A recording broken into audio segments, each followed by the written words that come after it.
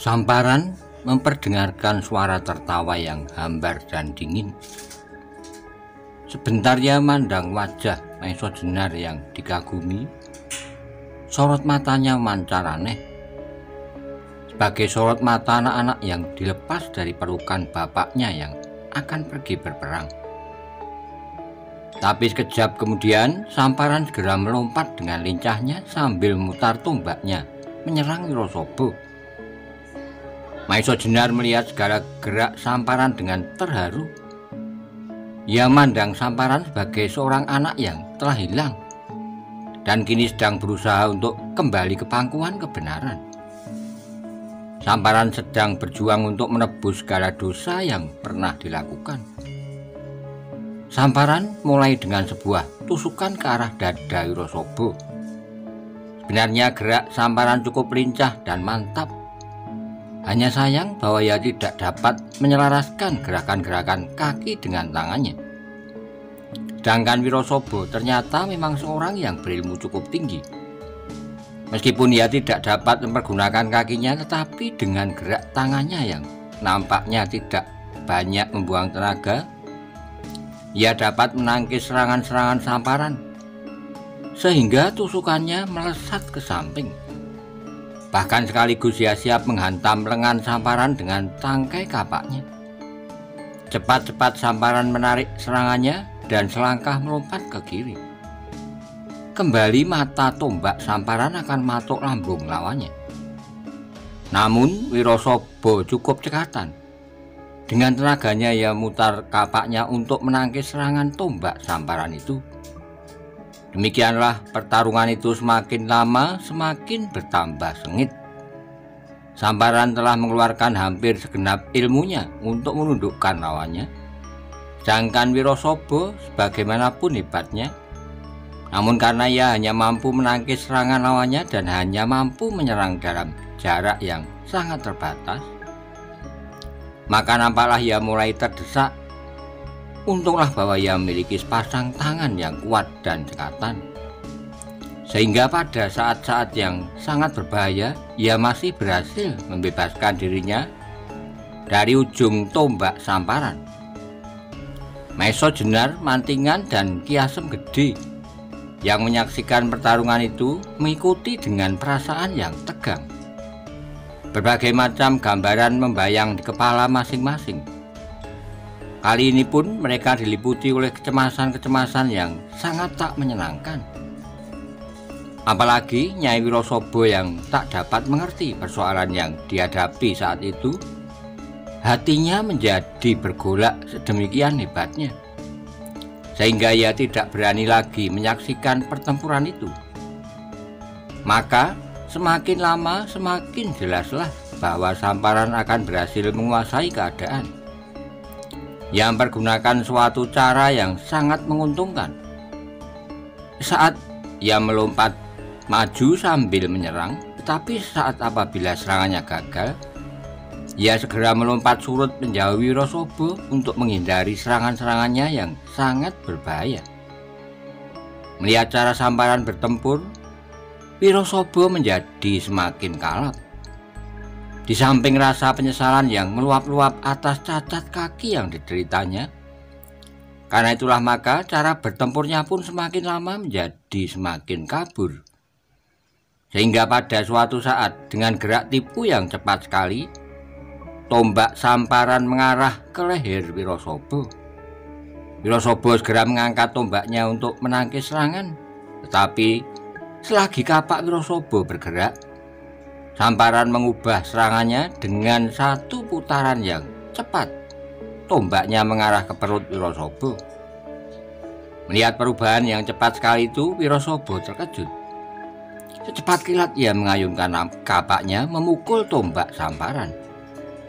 Pada saat yang demikian, kedudukan Wirosobo menjadi lemah sekali. Kalau Samparan menghindari bentrokan itu, kemudian dengan perubahan sedikit ia memukul kapak Wirosobo dengan arah yang sama, maka mungkin sekali kapak itu akan terlempar jatuh. Tetapi pada saat ia akan melakukannya, tiba-tiba terlintaslah di dalam benaknya Suatu ingatan bahwa ia tidak benar-benar berhasrat untuk mengalahkan Wirosobo. Samparan datang sekedar untuk membebaskan Maesa Jenar dari Syak Wasangka. Kalau ia betul-betul memenangkan pertarungan itu, maka maksudnya untuk menebus kesalahannya tidak akan berhasil. Ia tidak akan dapat mengembalikan suasana ketentraman rumah tangga Wirosobo yang telah dirusaknya.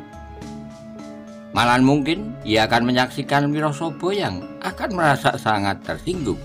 Kehormatannya itu bunuh diri, bahkan akan disusul pula oleh istrinya. Karena pikiran yang demikian, maka sesaat Samparan kehilangan pemusatan pikiran. Sementara itu, waktu yang saat itu dapat dipergunakan oleh Wirosobo sebaik-baiknya, segera ia dapat memperbaiki keadaan dengan suatu gerakan yang dahsyat. Kapaknya mengayun ke arah kepala Samparan. Samparan tersadar tepat pada saatnya, tetapi ia tidak lagi dapat menghindar. Segera disilangkannya tombak pendeknya untuk menangkis kapak Wirosobo. Maka terjadilah suatu benturan yang hebat. Ternyata tenaga Wirosobo luar biasa kuatnya. Juga tombak Wirosobo yang dipergunakan Samparan adalah tombak pilihan yang tak terpatahkan oleh kekuatan Wirosobo sendiri. Tapi tenaga Samparanlah yang tak dapat menandingi kekuatan-kekuatan itu, sehingga tangan yang memegang tombak itu tergetar hebat, dan tombak itu meleset lepas dari pegangannya. Mereka yang menyaksikan kejadian itu darahnya serasa terhenti, sebab kelanjutannya tentu akan mengerikan sekali. Maesa Jenar yang sudah dapat meramalkan apa yang akan terjadi, hampir saja melompat maju untuk mencegahnya. Untunglah segera ia sadar bahwa kalau ia berbuat demikian, akibatnya akan sangat tidak menyenangkan bagi dirinya maupun bagi ketentraman hati Wirosobo. Maka yang dapat dilakukannya hanyalah mengharap suatu keajaiban sehingga apa yang ditakutkan itu tidak terjadi. Tetapi rupanya tidak demikianlah yang terjadi. Tombak Samparan yang disilangkan itu berhasil menyelamatkan kepalanya. Tapi kapak Wirosobo yang terayun demikian kerasnya dan digerakkan oleh kekuatan yang luar biasa itu tidak seberapa mengalami perubahan arah. Maka terjadilah suatu goresan panjang merobek dada Samparan. Terdengarlah suatu keluhan yang tertahan. Samparan terhuyung-huyung surut beberapa langkah. Dari lukanya menyembur darah yang merah segar. Maesa Jenar, Mantingan, dan Ki Asem Gede terguncang hatinya melihat peristiwa itu. Telah berapa puluh kali mereka melihat darah yang mengucur dari luka, tapi jarang mereka mengalami kejadian seperti ini. Wirosobo yang tidak mengetahui latar belakang dari peristiwa itu memandang Samparan dengan tak berkedip. Dari wajahnya memancar perasaan puas dan dendam sedalam lautan. Ia merasa bahwa dengan demikian telah terbalaslah sebagian rasa sakit hatinya, dan ia merasa bahwa tak ada hutang budi kepada siapapun juga. Samparan yang dadanya terbelah masih berusaha sekuat sisa tenaganya untuk keluar dari ruangan itu. Kedua tangannya ditekankan pada dadanya yang terluka itu. Maesa Jenar mandanginya dengan penuh haru. Cepat ia menyusul diikuti oleh Mantingan dan Ki Asem Gede. Tepat sampai di luar pintu, rupanya Samparan sudah tidak dapat lagi menguasai keseimbangan badannya. Untunglah bahwa Maesa Jenar cepat menangkapnya ketika ia hampir saja terjatuh. Dan dengan perlahan-lahan Samparan diletakkan di atas tanah. Meskipun lukanya sangat membahayakan, tetapi wajah Samparan sama sekali tak menunjukkan rasa sakit. Bahkan dengan tenangnya ia memandang Maesa Jenar, Mantingan, dan Ki Asem Gede berganti-ganti. Kemudian dengan tersenyum ia berkata, "Ki Asem Gede, Ki Dalang Mantingan, dan Ki Sanak Maesa Jenar, aku sudah berusaha untuk mengurangi kesalahanku." Ki Asem Gede mengangguk-angguk jawabnya, "Puaskanlah hatimu. Nah, sekarang biarlah aku mencoba menyembuhkan luka-lukamu." Tak ada gunanya, Ki Asem Gedhi, jawab Samparan sambil menggelengkan kepalanya dengan suara yang sangat pelan. Biarlah aku coba, desak Ki Asem Gedhi. Meskipun ia sendiri sudah melihat bahwa hampir tak ada kemungkinan untuk mengobati luka-luka Samparan itu, kembali Samparan memaksa dirinya tersenyum dan menggeleng perlahan-lahan. Kisanak Maesa Jenar, desahnya. Kemudian, sebelum aku mati, baiklah, aku katakan kepadamu suatu rahasia yang ingin kau ketahui. Bukankah sekarang aku tidak perlu takut kepada Lowo Ijo dan kepada siapapun? Kau mau mendengar? Maesa Jenar segera merapatkan dirinya lalu jawabnya. Aku ingin mendengar, Samparan. Tapi sekarang bukan waktunya. Kau terlalu banyak mengeluarkan darah. Karena itu kau harus beristirahat. Samparan menarik napas dalam-dalam. Waktuku tinggal sedikit. Dengarlah. Menurut Watu Gunung Lowo Ijo sekarang berada di Pasiraman, sebuah telaga kecil di sebelah hutan Mentawok. Desa tempat tinggalnya itu pun bernama Desa Pasiraman pula. Desa itu terletak tepat di tepi hutan, agak ke barat sedikit. Terdapatlah hutan yang hampir dipenuhi oleh pohon pucang.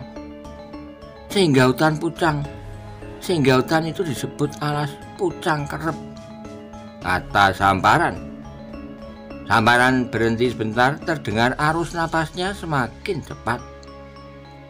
Beristirahatlah Samparan, desak Maesa Jenar. Keterangan itu sudah cukup bagiku. Samparan berusaha untuk menggeleng. Belum cukup. Di sana, Lowo Ijo sedang menggembleng diri.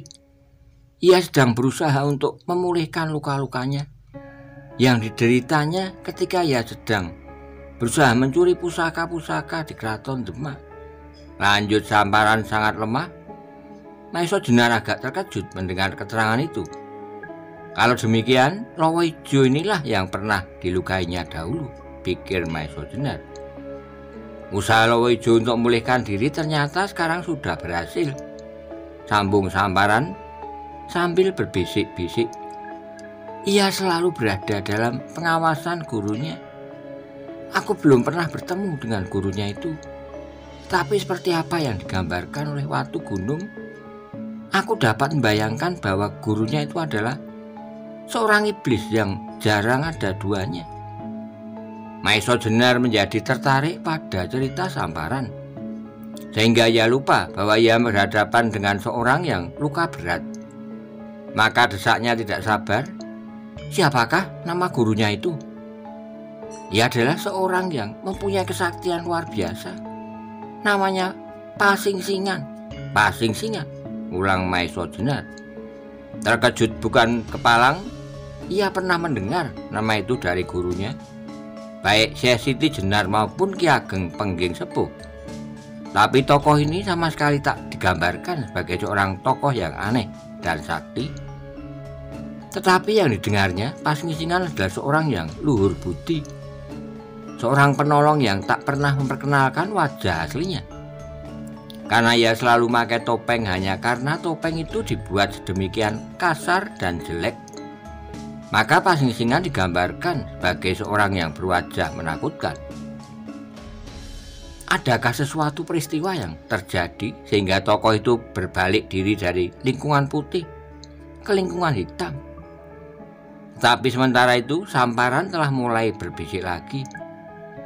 Beberapa waktu yang lalu, Lowo Ijo pernah dilukai oleh seorang senopati Demak waktu ia sedang berusaha untuk mendapatkan pusaka. Mendengar cerita ini, Maesa Jenar semakin tertarik.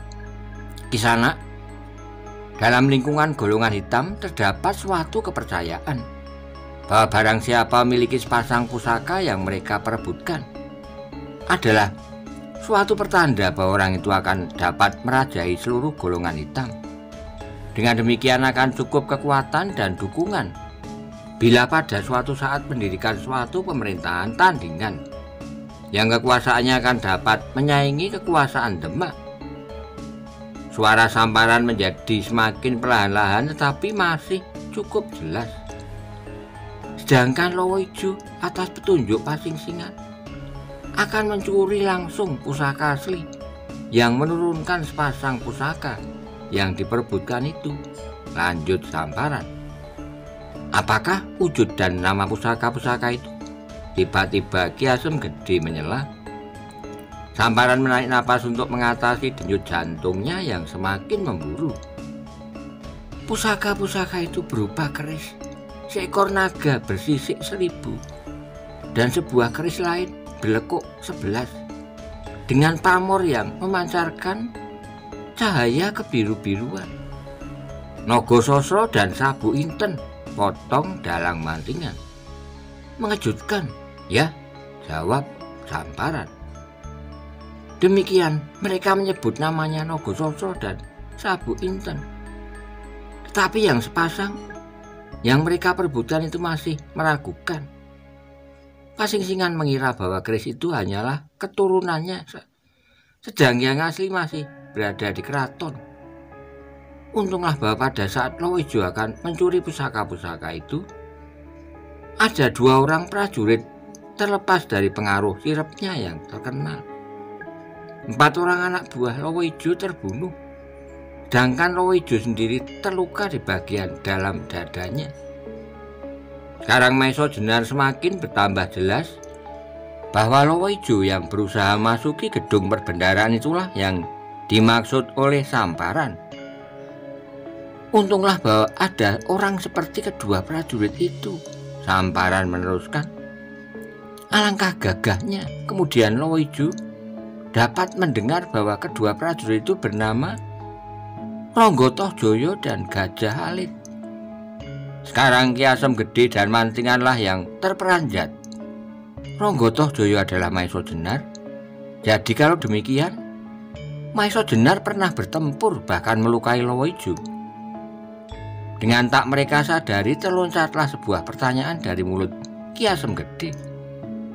Jadi anak mas pernah melukai Lowo Ijo? Mendengar pertanyaan ini, Maiso Jenar menjadi bimbang sebentar. Samparan yang meskipun dalam keadaan parah, nampak wajahnya berubah hebat mendengar pertanyaan Ki Asem Gede itu. Ia menyebut bahwa yang melukai Lowo Ijo adalah Ronggo Tohjoyo dan Gajah Alit. Tetapi kenapa Ki Asem Gede bertanya kepada Maiso Jenar? Maiso Jenar menangkap perubahan wajah Samparan, pikirannya mengatakan tak baik orang yang pada saat-saat terakhir masih menyimpan teka-teki. Karena itu ia menjawab pertanyaan Ki Asem Gede, tapi jawaban ini ditujukan kepada Samparan. Samparan, barangkali kau heran, bahkan mungkin tak percaya, tetapi biarlah aku beritahukan kepadamu supaya kau percaya, supaya kau menjadi jelas. Akulah Ronggo Tohjoyo yang dimaksudkan tadi. Memang aku pernah bertempur dan melukai Lowo Ijo di halaman dalam istana Demak. Karena itulah aku akan selalu mencarinya. Belum lagi Maiso Jenar selesai berkata, tiba-tiba dilihatnya mata Samparan yang tenang itu membasah. Lalu kata-katanya terputus-putus. Jadi, inikah pahlawan itu? Berbahagialah aku dapat bertemu dengan Tuan. Nah, Tuan Ronggo Tohjoyo, mudah-mudahan usahaku yang kecil ini dapat mengurangi dosaku. Akhirnya adalah tuanku ketahui bahwa Pasingsingan berpendirian apabila keturunan dari kedua pusaka itu saja mempunyai khasiat yang demikian, apalagi pusaka-pusaka aslinya. Sejenak kemudian wajah Samparan menjadi semakin tegang. Berapa kali ia berusaha menguasai jalan pernapasannya, tapi bagaimanapun keadaannya bertambah parah. Darah masih mengalir dari lukanya. Tiba-tiba, sebagai seorang tabib, tersadarlah Ki Asem Gede bahwa ia harus bertindak cepatnya untuk menyelamatkan jiwa Samparan. Sampai kemungkinan yang terakhir. Adi Mantingan, katanya, marilah kita angkat Samparan ini ke Gandok Wetan. Barangkali ada suatu cara untuk mengobatinya.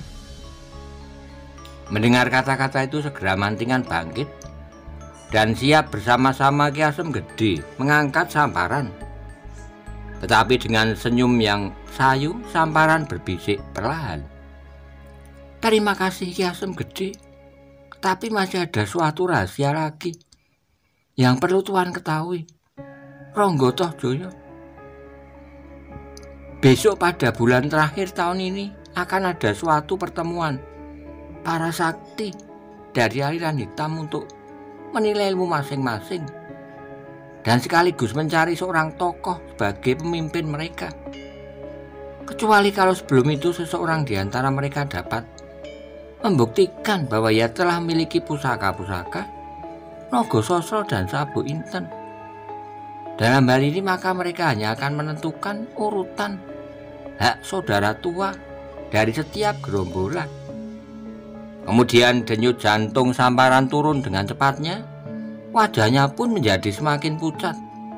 Meskipun demikian ia masih berusaha untuk berkata, "Bulan terakhir tahun ini, tepat pada saat purnama naik, di lembah tanah Rowo-Rowo, akan hadir dalam pertemuan itu antara lain Rowo Ijo dari Mentao, sepasang uling dari Rowo Pening sebagai tuan rumah, yaitu uling kuning dan uling putih, suami istri Simorodro dari Gunung Tidat, Joko Soko, bajak laut yang berwajah tampan dari Nusa Kambangan, yang mendapat julukan ular laut."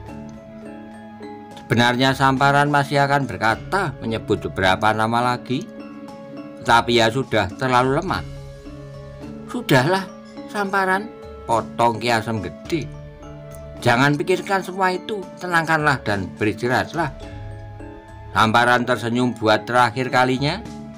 Ia menarik napas panjang dan sesudah itu terhentilah denyut jantungnya. Mereka yang menyaksikannya untuk sesaat menundukkan kepala masing-masing dengan rasa haru. Perlahan-lahan tubuh itu kemudian diangkat dan diletakkan di atas bale-bale di Gandok Wetan. Tapi wajahnya sekarang tidak lagi membayangkan kejahatan seperti yang pernah dilakukan semasa hidupnya. Wajah itu kini bagaikan kotak kaca yang sudah dibersihkan isinya dari kotoran-kotoran yang semula memenuhinya.